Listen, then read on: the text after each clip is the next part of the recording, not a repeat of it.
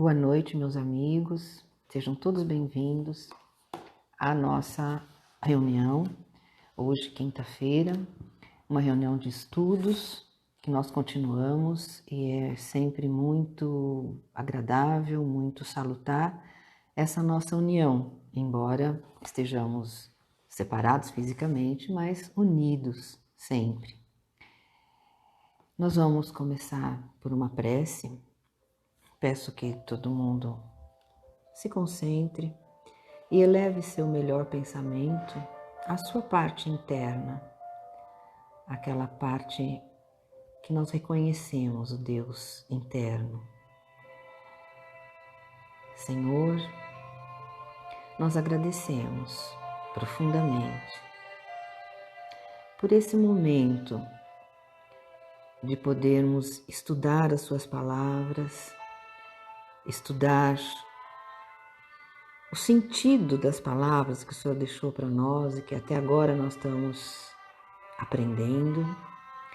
E nós somos muito agradecidos por essa casa que nos acolhe, pela equipe espiritual que nos protege, que nos acolhe, que nos eleva e que nos ajuda.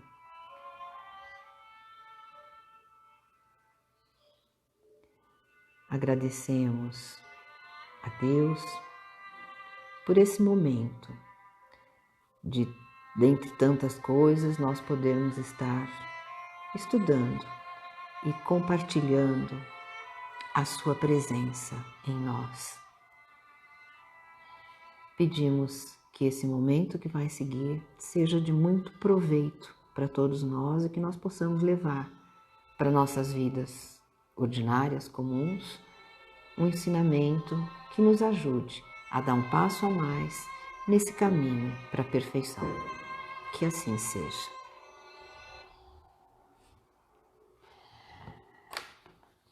Nós estamos reunidos para continuar o estudo do Evangelho segundo o Espiritismo, capítulo 27, e o item da prece pelos mortos e pelos espíritos sofredores.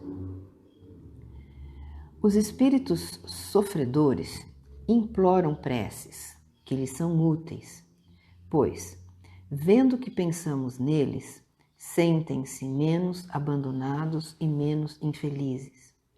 Mas a prece tem sobre eles uma ação mais direta.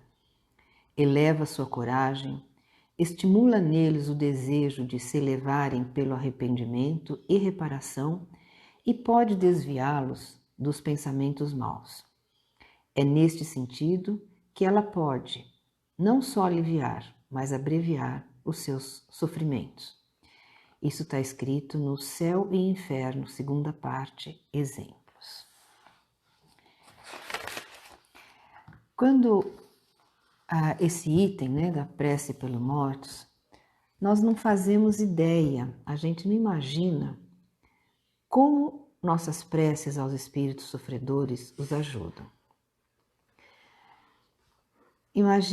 Vamos imaginar uma pessoa, quando eu falo uma pessoa, eu estou dizendo um espírito encarnado, que é o nosso caso, ou mesmo um espírito desencarnado.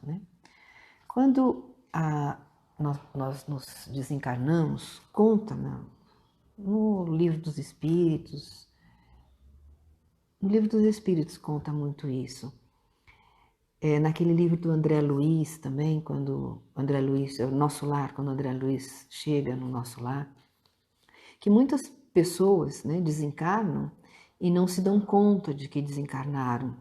Então levam um susto quando descobrem que estão desencarnados. Então um dos grandes no sentido de numerosos trabalhos que existem lá, pessoas para ajudarem essas pessoas, devagarzinho, assim, contando que elas estão separadas do mundo material.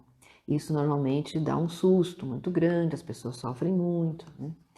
E, claro, esses espíritos que desencarnaram, principalmente, assim, sem se dar conta de que estão nesse lugar, se sentem totalmente desamparados, porque a maior saudade que a gente tem é das pessoas que a gente ama, da nossa família, das pessoas mais queridas. Então, assim, é muito comum, né, esses espíritos, e principalmente quando a gente vai, quando uma pessoa desencarna e vai com algum sofrimento, além, né, do sofrimento da saudade, tudo, quando tem algum problema, né, que levou, né. Então, parece assim até bobagem, mas repetindo, a gente não imagina como as nossas preces para esses espíritos que estão sofrendo ajudam eles nesse momento. Quando esses espíritos, eles sentem, quando eles veem que tem alguém pensando neles, eles se sentem muito mais confortados e não mais abandonados, né? Consequentemente, diminui aquela sensação de infelicidade. E isso pode ir além disso, porque essa companhia, essa presença, pode até elevar a coragem, pode até estimular nessas pessoas, nesses espíritos, o desejo de se elevarem, de analisar o seu sofrimento e reparar esse mal, né? E, como consequência, pode até desviar essas pessoas desses pensamentos de tristeza, de solidão, né? Pensamentos que fazem com que a vibração fique mais baixa. Então, uma ação nossa, né? Uma ação de prece nossa pode abreviar e diminuir os seus sofrimentos. Por que eu falo isso? Porque o entendimento da doutrina espírita é que o tempo de sofrimento que um espírito, uma pessoa, ou para nós também, né? Nós, quando eu falo nós, é espíritos encarnados.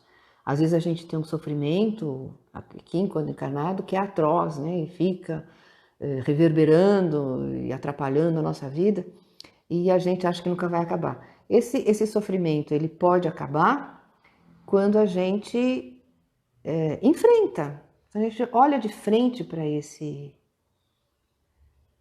sofrimento e tenta entender o que é isso. Muitas vezes são ações que a gente faz sem perceber, são crenças que estão no nosso subconsciente e que vêm à tona. E às vezes a gente age e não fala, mas como é que eu fiz isso, né?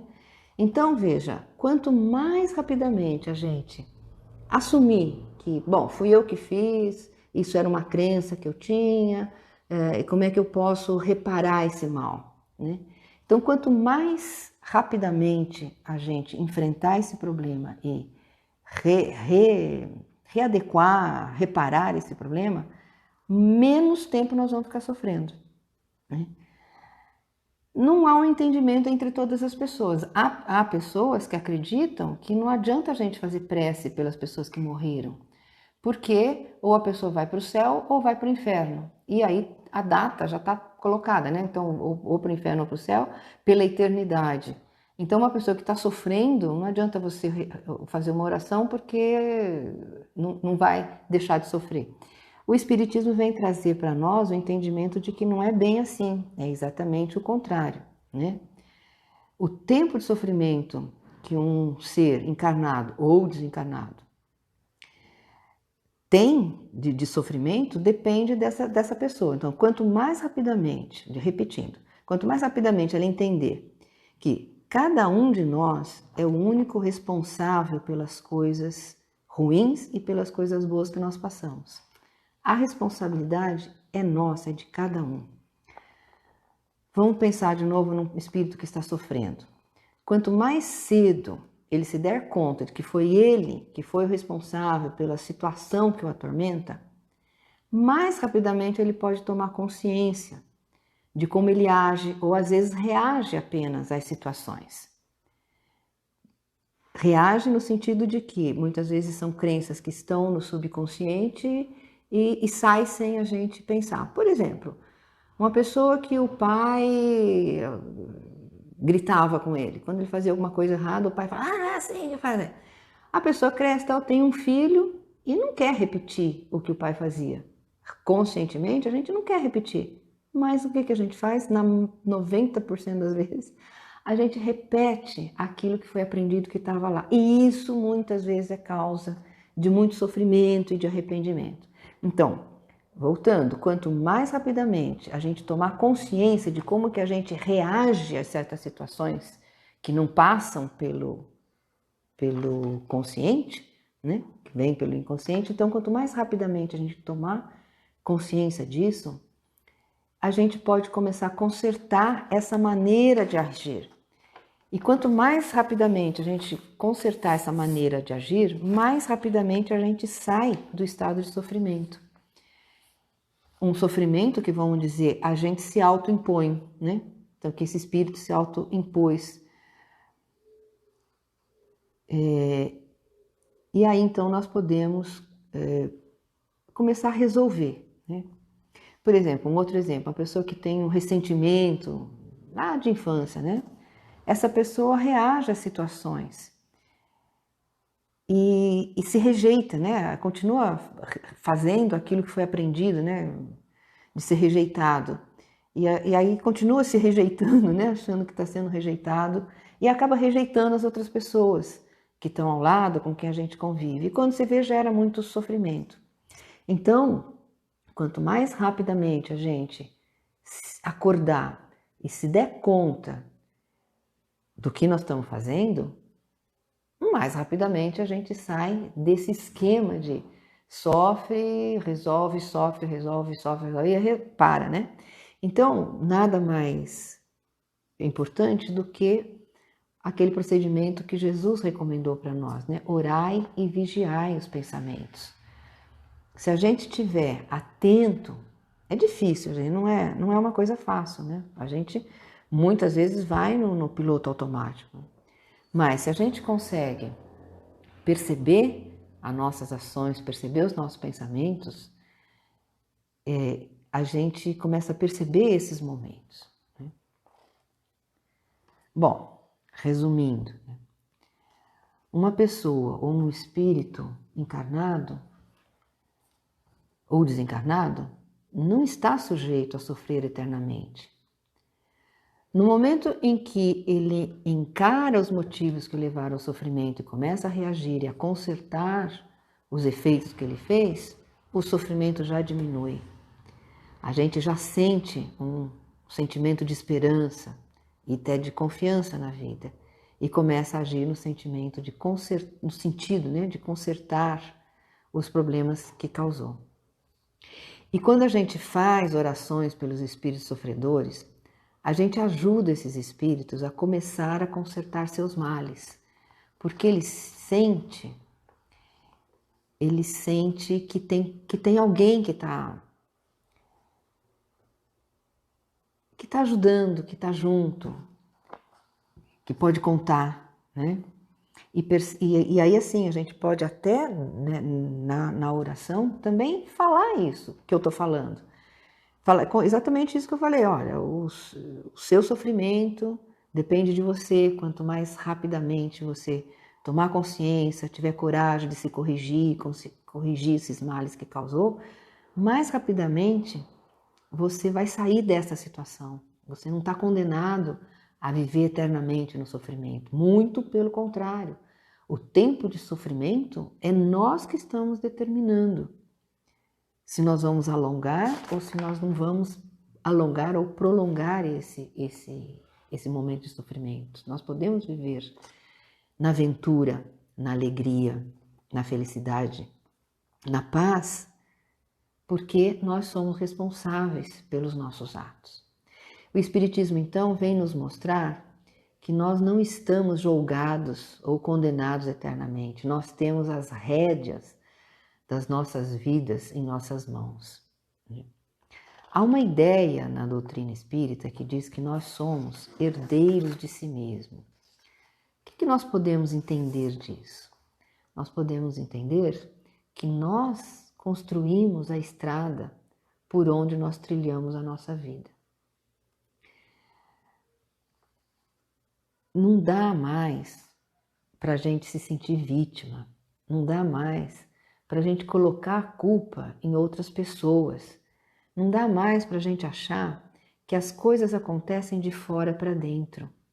Nós já temos conhecimento, e o Espiritismo traz isso bem, né? Que a vida que a gente tem, a vida materializada que nós temos, é um reflexo dos nossos pensamentos. Vamos comparar a nossa mente com a terra. Se nós plantarmos uma semente de um fruto, alguma coisa boa, saudável, e também se nós plantarmos uma semente de um veneno mortal, a terra vai produzir igualmente. Assim é nossa mente. Quando nós plantamos um fruto ou um veneno mortal e nós cuidamos da terra, colocamos adubo, colocamos água, cultivamos, né? Depois de um certo tempo, ela vai retornar o fruto. Tanto faz, se é um veneno mortal ou se é um fruto. A terra, ela não questiona, ela não vai dizer para a gente, não pode plantar isso aqui não, porque isso aqui não faz bem para a saúde. Não, não. Ela obedece, né? Ela só devolve para nós aquilo que nós colocamos nela, que nós cultivamos, né? A nossa mente é parecida com a terra. Se nós colocarmos na nossa mente, se a gente ficar o dia inteiro pensando assim, eu sou uma pessoa que não vai dar certo, nossa, quando eu era criança não deu certo isso, então agora também não vai dar certo, e fico o tempo todo, de vez em quando, não, vamos tomar um sorvete, vem alguém que fala alguma coisa, mas daqui a pouco, quando eu tô sozinha de novo, eu falo, pois é, que pena, né, se eu soubesse fritar ovo, eu até podia fritar ovo, mas eu sou tão chata, eu não sei fazer, eu fico falando isso o dia inteiro, o que vai acontecer comigo, gente? Você acha que eu vou conseguir algum dia fritar um ovo, consertar a geladeira, pregar botão? Não vou conseguir, porque eu fico o tempo todo, né? O meu diálogo interno fica falando isso. É que nem plantar uma semente de um veneno mortal. Isso é um veneno mortal. Um pensamento de derrota é um veneno mortal. Porque passado um tempo, que a gente fica cultivando isso, ele devolve para nós. No momento em que a gente tem que tomar uma decisão de alguma coisa firme, às vezes envolvendo pessoas que a gente não consegue, porque está lá aquele veneno mortal. Se ao contrário, nós cultivarmos pensamentos de bondade, pensamentos de força, pensamentos de confiança, de alegria, e principalmente confiança na vida, em Deus, né? Eu tenho um monte de problemas, sim, já fiz muita coisa errada, sim, mas eu já fiz muita coisa certa. Eu tenho capacidade, eu sou capaz de fazer isso. Deus está comigo, eu tenho um anjo da guarda, eu posso pedir ajuda para os bons espíritos. E se eu cultivar esses pensamentos, é como aquele fruto que eu plantei na terra. Por quê? Parafraseando a terra, né? A mente, ela não questiona. Isso aqui é bom, isso aqui não é bom. Ela não. O que nós plantarmos na nossa mente, nós vamos colher. Um famoso pesquisador, escritor, chama Norman Vincent Peale. Ele fala isso, que ele descobriu que nós somos aquilo que nós pensamos. E ele fala num livro que ele escreve, né, num livro que esse foi o maior aprendizado da vida dele, que nós nos tornamos naquilo em que pensarmos. E que ele lamenta muito não ter aprendido isso na juventude e só quando já estava com bastante idade, porque ele fala que esse foi o maior aprendizado da vida dele, que nós nos tornamos naquilo em que pensarmos. Então, voltando à ideia do espiritismo, né, de que nós somos herdeiros de si mesmo, que não dá mais para a gente se sentir vítima, colocar a culpa nos outros, nada disso. A gente tem que assumir o controle da nossa mente. Um outro pesquisador dá um exemplo assim, você imagine caterpillar, né, como é que chama? Um trator, né, bem que carrega, que tem uma pá carregadeira assim, que fica trabalhando aquela terra. E compara isso com a mente. A força que aquele trator tem é enorme, né? Qualquer pessoa em sã consciência não pegaria aquele trator e tira o motorista e deixa aquele trator ir andando sozinho, porque você não sabe o que vai acontecer, vai para um precipício. Assim é a nossa mente. E sem o preparo devido, a gente faz isso. 90% das pessoas, onde eu me incluo, Eu faço isso, a gente não dá direção para a mente, é como esse tratorzão, esse caterpillar, essa pá carregadeira, ela vai para qualquer lugar e passa em cima da casa, passa em cima de pessoas, passa. E isso, né, trazendo essa imagem para a nossa mente, essa falta de ter um motorista dirigindo essa potência enorme, o que é esse motorista dirigindo? É a gente ter metas, é a gente ter objetivo, é a gente saber onde nós queremos ir. Se a gente sabe onde nós vamos ir, queremos ir, é como se a gente senta como motorista dessa máquina e aí então controla a direção dessa máquina, que é a nossa mente. E então nós podemos fazer a nossa vida, né? Nós somos herdeiros de si mesmo. Nós vamos viver aquilo que nós tivemos construído. Sempre pensando, então assim, a vida, o que está materializado fora de nós, não acontece por acaso. Aquilo que está materializado na nossa vida, as relações entre as pessoas, ou mesmo os bens materiais, uma geladeira, um fogão, uma mesa, tudo isso é reflexo, é consequência das coisas que eu pensei. As coisas não acontecem assim por acaso. Então, é muito importante a gente lembrar que os pensamentos geram sentimentos. Os sentimentos geram ações. E as ações repetidas geram o nosso destino. Então, se nós tivermos pensamentos de bondade, pensamentos de positivos, pensamentos de confiança, nós vamos ter sentimentos de confiança. Nós vamos ter, ter esses sentimentos e nós vamos estar vibrando numa energia de confiança, né? E com esses sentimentos nós vamos nós vamos produzir ações que são positivas, que não são destrutivas. E vai somando uma ação assim, outra assim, outra assim, outra assim.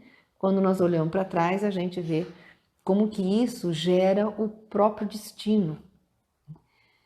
Então, de novo, a importância desse ensinamento do Cristo, do orai e vigiai.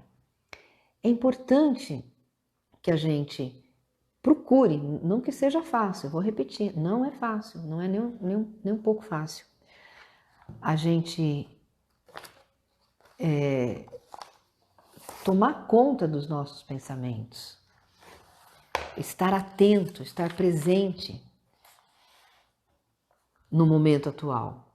Mas nós temos que fazer esforço para isso, porque senão nós vamos estar como que plantando um veneno mortal ou ligando a Caterpillar e o tratorzão e largar ele rodando à toa, né? Então, bom, para a gente controlar a nossa mente, as orações são importantes. Se a gente tiver durante o dia, de manhã, né, assim que acorda, a gente tiver um momento de um pensamento, de uma pequena meditação para acalmar a nossa mente, mais ou menos na hora do almoço, né, de tarde, fazer uns 10 minutos aí de uma meditação ou de uma oração, para sair dessa vibração. O mundo hoje está numa vibração muito frenética, né? Então, a gente sair dessa vibração do mundo e ficar na nossa própria vibração. E também, mais uma vez, se a gente conseguir ficar uns 10 ou 20 minutos por dia, 3 vezes por dia, a gente vai estar conseguindo abaixar a frequência dos pensamentos e nós vamos conseguir vigiar melhor a nossa mente. Isso é importante, isso faz parte desse orar e vigiar, para que a gente não perca a encarnação, né? Para que nós possamos construir. E importante, talvez o mais importante, é saber para onde que nós queremos ir. Vou dar um exemplo. Se você pegar um navio, um cruzeiro aí, onde o comandante sabe exatamente para onde vai, a tripulação sabe exatamente para onde vai, qual a coordenada, e como sabe que a distância é tal, então põe tanto de combustível, né, tanto de alimentos e tal, em 10.000 casos, 9.999 desse navio chega no seu destino no tempo programado. Se ao contrário, a gente entrar num navio que não tem o comandante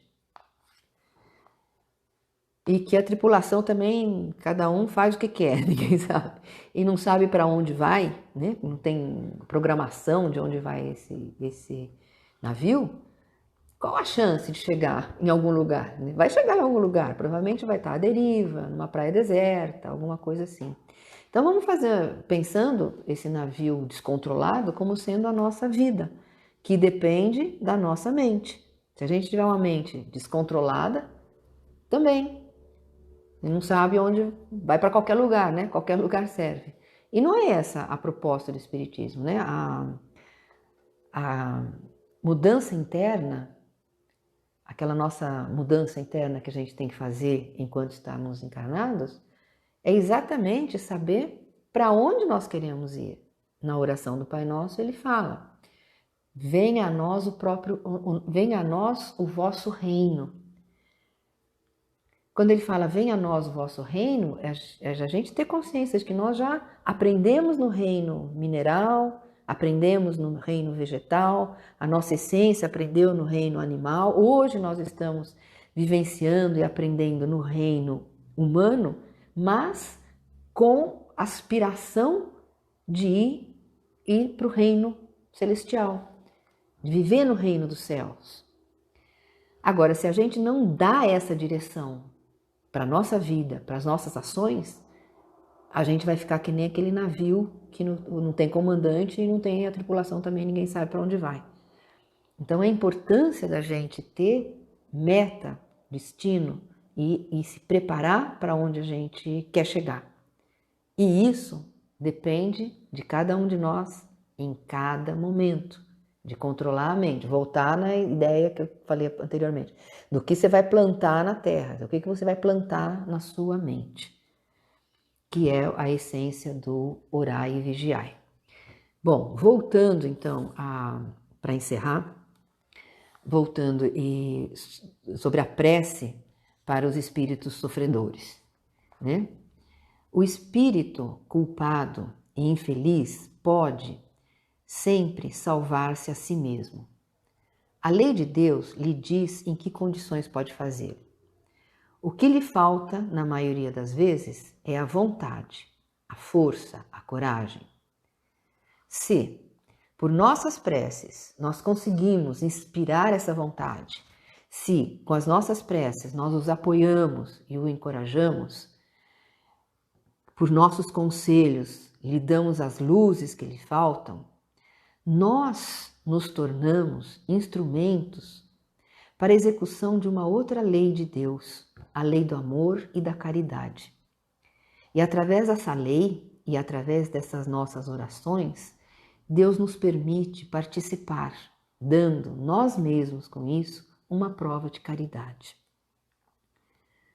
Isso também está no Evangelho segundo o Espiritismo, nesse capítulo 27, no final desse trecho aqui de fazer oração. Convido todos a lerem esse trecho. E com isso nós vamos encerrando o nosso estudo, lembrando então que fazer uma oração para espíritos sofredores, e aí particularmente eu acho, tanto encarnados como desencarnados, é antes de mais nada uma caridade que nós fazemos a outros. Nós não temos noção disso, mas nós podemos ajudá-los muito. E também o que nós falarmos para eles, né, que o sofrimento deles, o tempo de sofrimento deles depende apenas de como eles controlam a sua mente, também valer para nós, também nós aprendermos aquilo que nós estamos tentando ensinar. E vamos encerrar com uma prece, agradecendo do fundo do coração esse momento, que momento bonito, que momento importante, que momento esplendoroso, que graça, que gratidão nós temos que ter de podermos estar orando nesse momento, de podermos estar entendendo que uma simples prece, que para nós até parece uma bobagem, pode ajudar muitas pessoas. Como nós temos que agradecer a Deus pela graça da vida e pela graça de podermos trabalhar e de lembrarmos, de ter consciência de que nós não estamos sozinhos. O que eu faço para o outro volta para mim, o que o outro faz para mim volta para ele. Essa noção de que nós não estamos sozinhos, nós estamos juntos. Isso é muito, muito confortador e importante, que a gente não esqueça disso. E agradecemos ao irmão Gabriel, a toda a equipe, por essa oportunidade e que nós tenhamos uma semana de muita paz, de muito conforto, de alegria na nossa casa, para os nossos familiares e para todas as pessoas que nós encontrarmos. Que assim seja.